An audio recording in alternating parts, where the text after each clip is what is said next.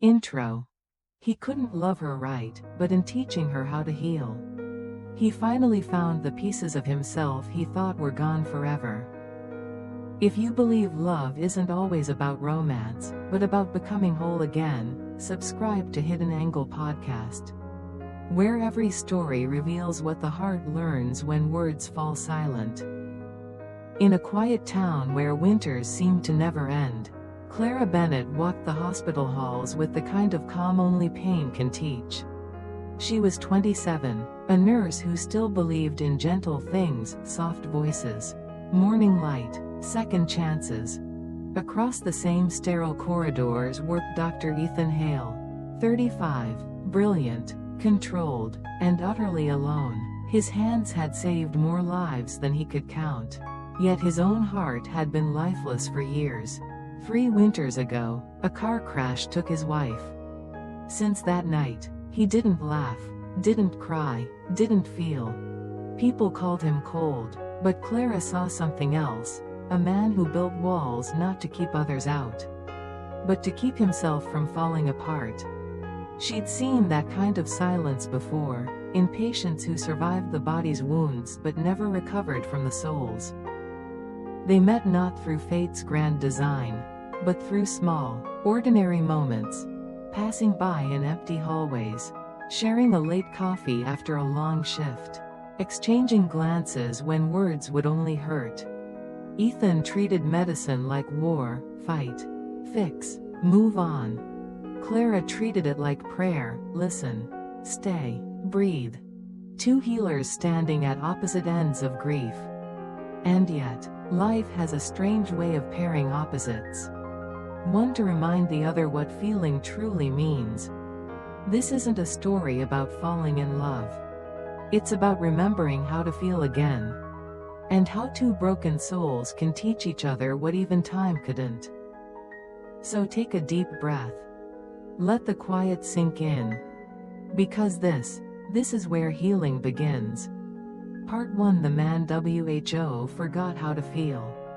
The world knew Dr. Ethan Hale as a man of precision, the kind who never trembled, never hesitated, and never failed. His hands were steady, his eyes sharp, his tone controlled. In the operating room, he was almost godlike, decisive, calm, untouchable. But outside those walls, he was a ghost walking through the routines of a life that had lost its warmth. 3 winters had passed since the accident, since the night his wife's laughter turned into silence. He remembered the sound of metal against glass, the smell of rain, the heartbeat that stopped before his eyes. Everyone told him it wasn't his fault, but guilt is stubborn, it clings like smoke that never leaves your clothes. Ethan didn't just lose her, he lost the ability to feel. He no longer listened to music. He no longer stood by the window at dawn. He filled every hour with work, with surgeries, with things that demanded his hands but spared his heart. Because if he stopped moving, even for a moment, the memories would catch him, and grief would win. At the hospital, people respected him but kept their distance. His colleagues admired him, his patients thanked him.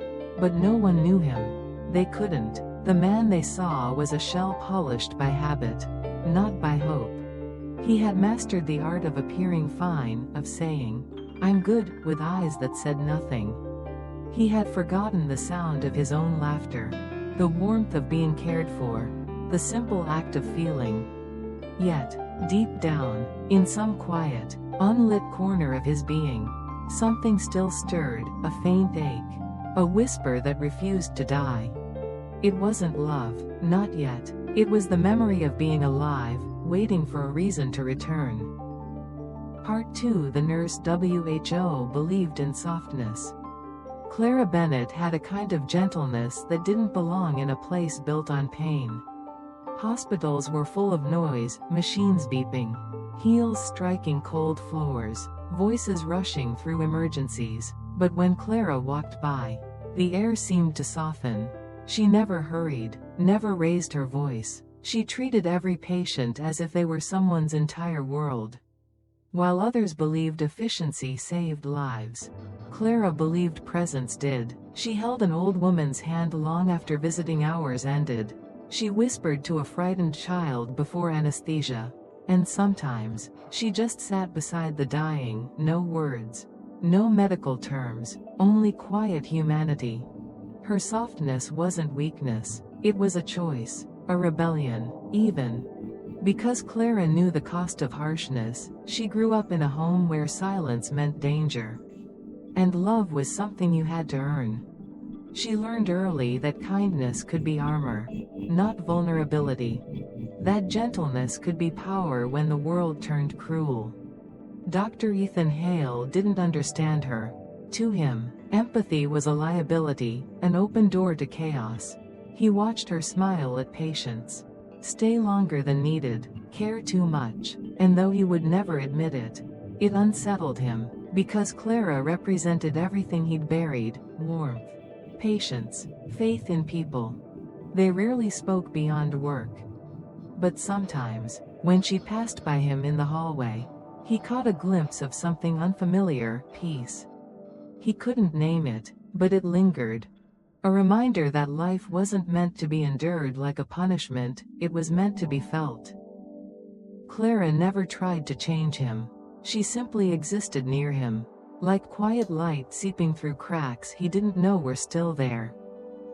And little by little, the hospital didn't feel as cold anymore. Part 3: A collision in the rain. It was past midnight when the storm rolled in, heavy, relentless, echoing against the glass walls of the hospital. Most of the staff had gone home, but Ethan stayed behind as always, staring at patient charts he wasn't really reading. The rain outside matched the noise inside his head, constant, unending, impossible to shut off. Clara was leaving after a double shift. Her steps slow, her body tired. Through the corridor's glass doors, she saw him drive. Hale, sitting alone on the bench outside, drenched, motionless under the flickering light. His white coat clung to him, soaked through, yet he didn't seem to care. Something about that stillness broke her heart. She grabbed an umbrella, walked out into the storm, and stopped beside him. "Dr. Hale," she said softly, but he didn't look up. His eyes were fixed on the ground, where puddles formed around his shoes. The rain kept falling, cold and merciless. For a moment, she thought of walking away. But then she remembered the way he looked at patients, how he carried their pain without ever letting anyone carry his. So she sat down next to him, her umbrella barely covering them both. They didn't speak, and somehow, that silence was louder than any scream. After a long while, Ethan whispered, "I used to love the rain." She did too. His voice cracked on the last word. Clara didn't answer, she didn't need to. She simply tilted the umbrella a little closer to him, shielding the space between them. The thunder rolled above them, but neither moved. And in that fragile, fleeting moment, something shifted. The storm didn't stop, but for the first time in years, Ethan did. Part 4: When silence spoke louder. The days after the rain felt different.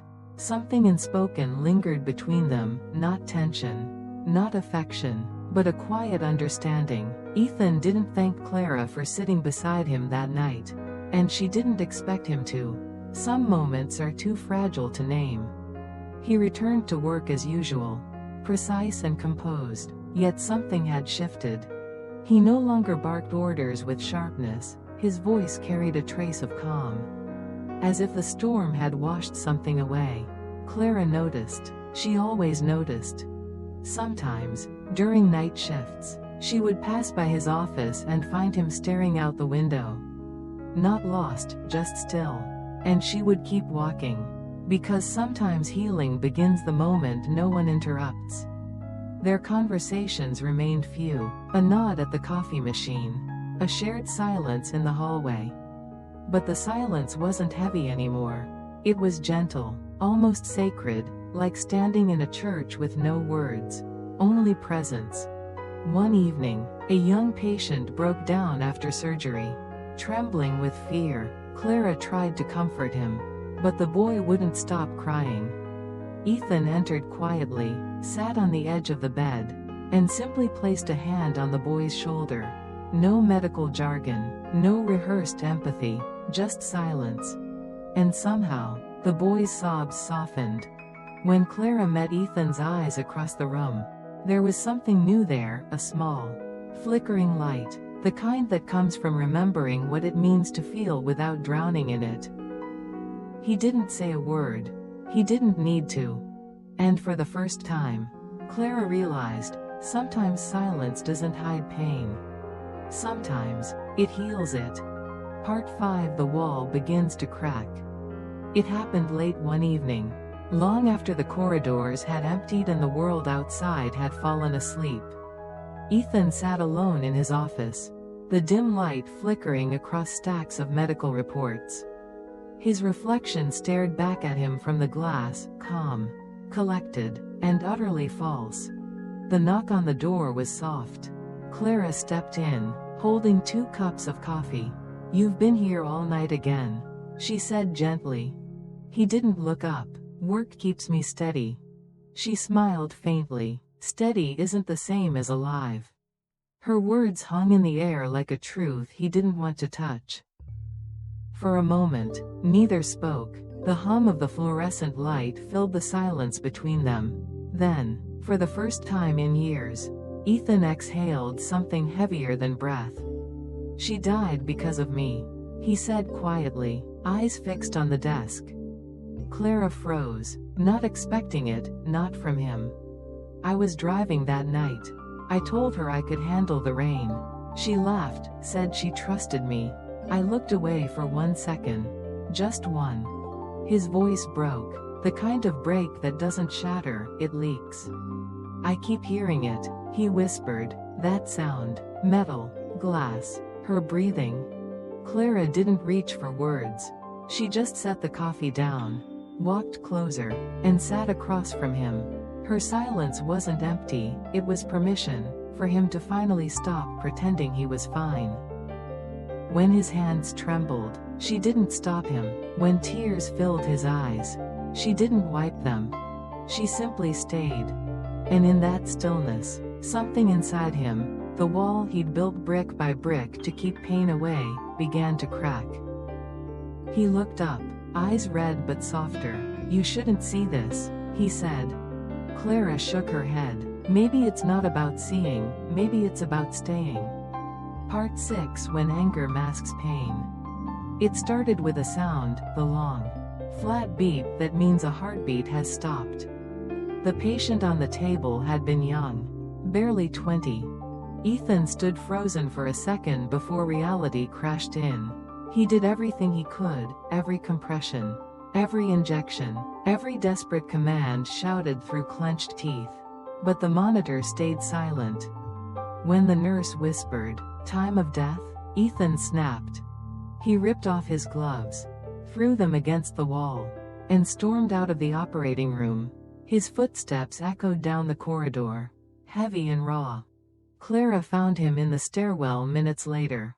His hands were shaking, his jaw tight, his breathing uneven. "It wasn't your fault," she said softly. He laughed, a harsh, hollow sound. "That's what everyone says. But it's always me in the room when someone dies. Always me." His voice rose, cracking under the weight of years of guilt.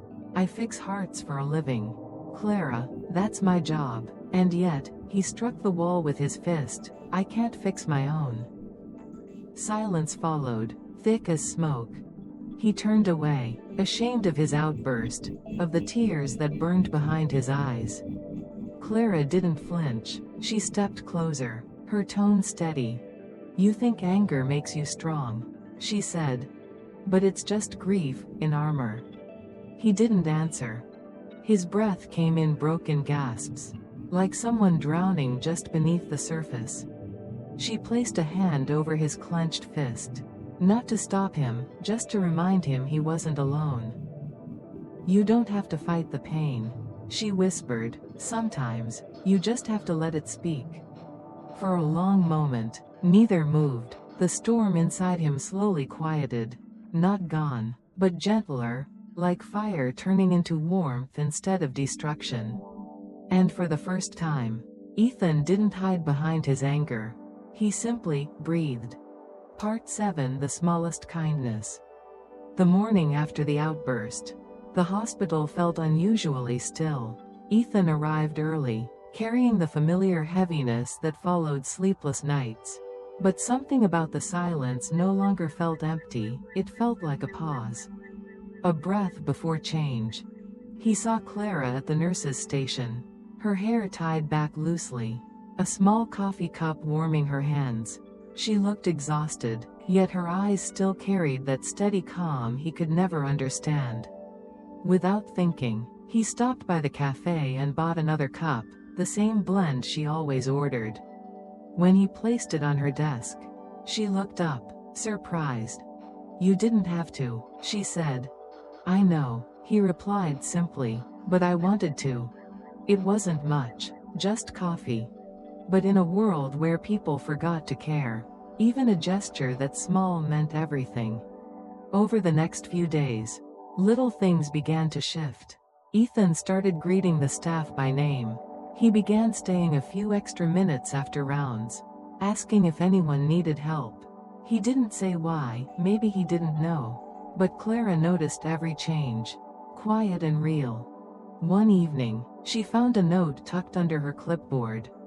"For your night shifts, E.H." Beside it lay a thermos of coffee and a protein bar. She smiled, not because of the gift, but because it wasn't about apology, it was connection. The kind that doesn't need words, only effort. And for Ethan, those small acts weren't just kindness. They were reminders, tiny, fragile proofs that he still had a heart capable of giving. He didn't know if he could ever love again, but for the first time in years, he wanted to try. Part 8: The Relapse. It happened on a Thursday, one of those long, sleepless nights when the overflowed with chaos. A car accident, multiple injuries, blood, noise, and urgency filled every hallway. Ethan moved fast, focused, in control, until he heard her name. Clara Bennett, Trauma Room 2. His world froze. For a second, all sound disappeared. He rushed through the corridor, heart pounding louder than the alarms. Clara was on the stretcher, her uniform torn, her face pale. She'd been helping with the crash victims when debris from a collapsing light fixture struck her. "She's stable," a nurse said, but she lost consciousness for a few seconds. Ethan's voice was steady, but his hands shook as he examined her vitals. "Get a scan, now." He didn't realize he was shouting until someone stepped back. The room blurred. For the first time since his wife's death, fear didn't paralyze him, it consumed him. He stayed by Clara's side until she woke. Her eyelids fluttered open, confusion in her gaze. "You're here," she whispered. "Of course I'm here," he said, his voice rough. "You scared the hell out of me." A faint smile touched her lips. "So, you can still feel fear." He almost laughed, almost cried. "Apparently," he murmured. When she tried to sit up, he stopped her, hand resting gently on her shoulder. "Don't move. You don't need to be strong right now." She looked at him, eyes glassy but warm. "Neither do you." And in that sterile hospital room, surrounded by machines, by the hum of life and loss, Ethan realized that healing isn't a straight line. Sometimes it breaks you again, just to show you how much you've grown. Part 9: Learning to Love Differently. Ethan began to change in ways he didn't notice at first.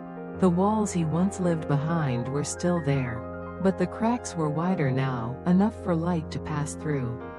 He stopped trying to fix every broken thing, every broken person. Instead, he started listening. He no longer ran from emotions, he learned to sit with them, the grief, the fear, the tenderness he'd buried for years. Sometimes, he still woke up in the middle of the night, heart racing from old memories. But instead of reaching for the mask of control, he'd whisper to himself, "It's okay to feel this. Clara became his quiet reminder that love wasn't something to earn or prove. It wasn't about perfection or promises. It was about presence, about showing up, even when words fail. They shared more silences than conversations. But those silences held depth, the kind that speaks louder than declarations. He'd bring her coffee, she'd bring him calm, and in those small exchanges, something real grew, not romantic in the way the world defined love, but tender in the way the heart understands it. One night, as they walked out of the hospital together, Clara looked at him and said, "You've changed." He smiled faintly. "Maybe I just stopped pretending." She nodded. "That's the beginning of love, not pretending." He didn't say he loved her. He didn't need to. The way he looked at her, steady and unguarded, said enough. It wasn't the desperate kind of love that demands, but the quiet kind that stays, even when it hurts. For the first time, Ethan realized love wasn't about finding someone to save you. It was about finding someone who teaches you how to save yourself. Part 10. The day she left the hospital. The morning she left was quiet, the kind of quiet that feels like an ending you never prepared for. The winter light spilled softly through the hospital windows, touching the white walls with a warmth that didn't quite reach his chest. Ethan stood at the nurse's station, watching Clara finish her paperwork. Her badge clipped neatly, her hands steady as always.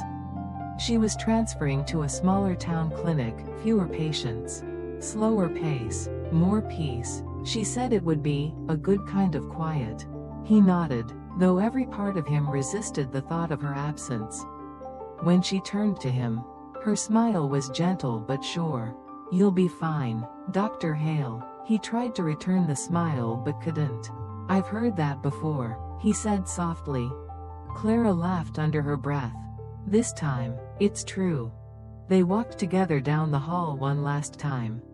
No grand farewell, no dramatic confessions, just two souls walking beside each other, one learning how to let go, the other learning how to stay gone. At the door, she stopped and looked back. "You finally learned how to care without fear," she said. He met her eyes, and for a moment, the distance between them felt both endless and intimate. "Because of you," he said quietly. She nodded. "Then don't waste it." Outside, snow began to fall, slow, delicate, unhurried. Clara stepped into the white morning, her figure fading beyond the glass doors. Ethan stood there long after she was gone, the echo of her footsteps dissolving into stillness. And though she had left, the world no longer felt empty, because she hadn't taken his heart with her. She'd only taught it how to beat again. Outro. Maybe this wasn't a love story. Maybe it was something quieter, a story about two people who met in the middle of their pain and decided to stay long enough to heal. Ethan didn't rescue Clara. Clara didn't fix Ethan. They simply witnessed each other, in the silence, in the storms, in the moments when words would have only broken what was already fragile. And sometimes, that's all love ever needs to be. Because love doesn't always shout. Sometimes, it whispers, in the sound of a shared coffee cup, a quiet hallway, a single hand that stays when everything else walks away. Love doesn't always promise forever. Sometimes, it just promises now. If this story touched something in you, if it reminded you that healing is messy, human, and beautifully incomplete, take a moment. Tell someone you care about them. Forgive someone, or maybe, forgive yourself. And if you want more stories like this, about hearts that break, rebuild, and still dare to love, stay with us here on Hidden Angle Podcast. Hit like, share this story with someone who needs it tonight. And don't forget to subscribe so you never miss the next quiet truth waiting to be told. Because somewhere out there, someone's still learning to heal.